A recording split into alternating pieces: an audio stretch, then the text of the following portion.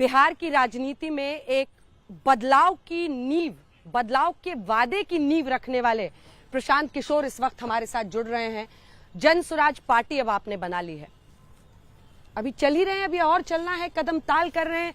बिहार को समझने के लिए निकले थे या बिहार को समझाने के लिए निकले थे? और अगर कुछ समझे हैं, कुछ समझा पाए हैं तो वो क्या है? नहीं, पहली बात तो मैंने पार्टी नहीं बनाई है, बिहार के उन लोगों ने पार्टी बनाई है जो पिछले 30-35 साल से विकल्प के अभाव में लालू के डर से भाजपा और भाजपा के डर से लालू जी को वोट देते रहे हैं। उन लोगों ने मिलकर दल बनाया है। मेरी भूमिका उस कुम्हार की रही है जो अच्छा मिट्टी और चाक इकट्ठा करता है, थोड़ी सी मदद करता है। घड़ा तो मिट्टी और चाक से ही बनेगा, कुम्हार कितना भी हुनरमंद हो, जब तक अच्छी मिट्टी और चाक नहीं रहेगी तब तक अच्छा घड़ा नहीं बन सकता है।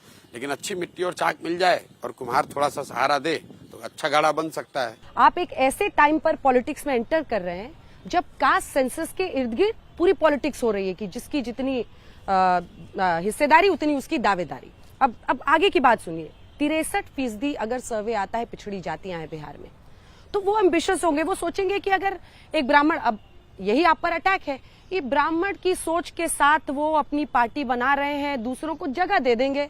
आपको उस छवि से लड़ना होगा। नहीं, बिल्कुल नहीं लड़ना है भाई। आप बताइए, नीतीश जी के जाति के कितने लोग रहते हैं बिहार में? आपको तो जाति का ज्यादा समझ है, जाति की जनगणना नीतीश कुमार करा रहे हैं।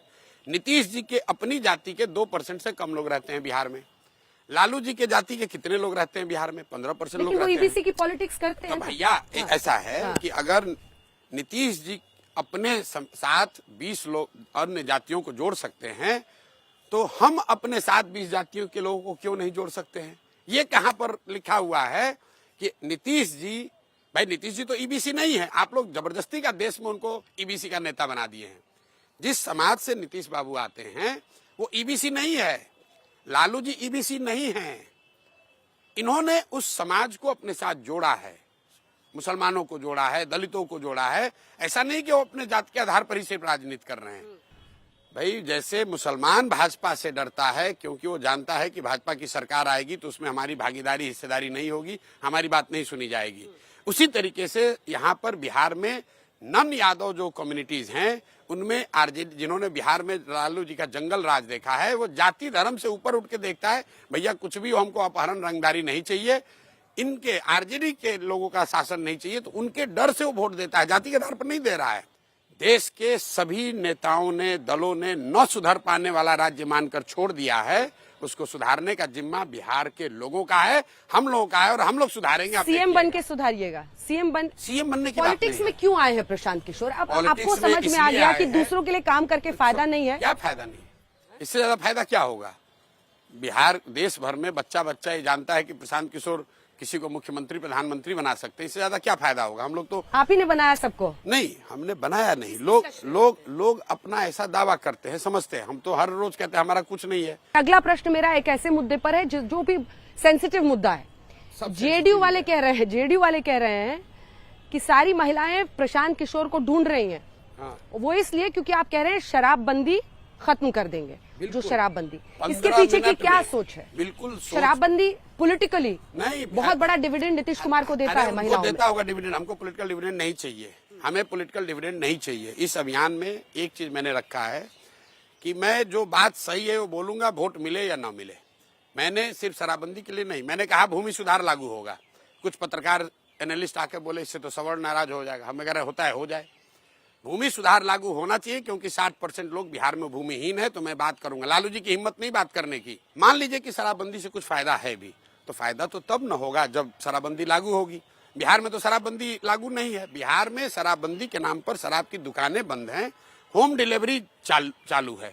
आपको जो ये ज्ञान आया अचानक से कि मुझे बिहार के लिए कुछ करना चाहिए, उसमें सबसे बड़ा आरोप यही लगता है कि अब प्रशांत किशोर को लग रहा है कि मैंने सबको देखा, सब इतने पावर में, सबको मैंने ये किया, वो किया, ये किया, अब मैं सत्ता चलाऊं, मैं सरकार बनाऊं। मैं अपना जीवन 10 साल के फ्रेम में जीता हूं। 10 साल मैं संयुक्त राष्ट्र संघ में था।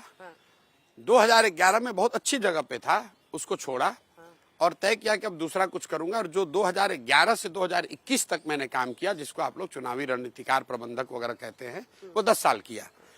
2021 में जब उस विधा में सबसे टॉप पर थे, शिखर पर थे, बंगाल जीत गए, तमिलनाडु जीत गए, उस दिन 2 मई 2021 को मैंने कहा कि अब मैं ये काम छोड़ रहा हूं। फिर मैंने अपने लिए 1 साल रखा ये सोचने के लिए कि अब जीवन में आगे क्या करना है, और सब सोचने समझने के बाद सारे दूसरे ऑप्शन विकल्पों को बातचीत करके देख लिया। ऐसा लगा कि नहीं, अब अगला 10 साल अपने राज्य बिहार को देना चाहिए, क्योंकि दूसरा कोई इसको सुधारने को तैयार नहीं है, कोई ये रिस्क नहीं लेना चाहता है, कोई ये प्रयास नहीं करना चाहता है।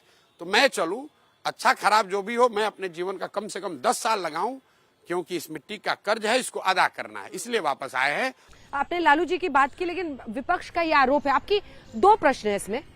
आपकी लड़ाई किससे है? बीजेपी से है, या जो अभी हम इंडिया गठबंधन का स्वरूप देख रहे हैं नेशनल लेवल पर, स्टेट में वो अलग अलग होकर लड़ रहे हैं? आपकी लड़ाई किससे है? इसी का दूसरा हिस्सा, वो कहते हैं हम मोदी जी की बहुत तारीफ करते हैं, आपने सीटें भी उनको ज्यादा दे दी थी 24 में, पहली बार एकदम स्ट्रैटेजिस्ट के तौर पर आप फेल हो गए, नंबर्स आपने गड़बड़ कर दिए, मोदी प्रेम है और आप बी टीम है बीजेपी के। जवाब दीजिए। ठीक है, लोग कह रहे हैं कि बीजेपी के बी टीम है, उनका आधार क्या है? आधार यह है, कहता है कि इतना बड़ा अभियान चला रहे हैं, पैसा कहां से आता है? तो भाई ये बता ही दीजिए। बिल्कुल बताते हैं। अब आप बताइए कि हमारा इस अभियान पे कितना पैसा खर्चा किया होगा हमने? 100 करोड़, 200 करोड़? सुनिए, अरे बहुत, अरे सुनिए ना भाई, आप बोलिए 100-200 करोड़। आप ही लोग रोज कहते हैं कि भाई प्रशांत किशोर जब ये चुनाव लड़ाते हैं तो लोग इनको 100-100 करोड़, 200 करोड़ रुपया देते हैं, और 1-2 नहीं, हम 10 राज्यों में चुनाव लड़ाए जिताए हैं।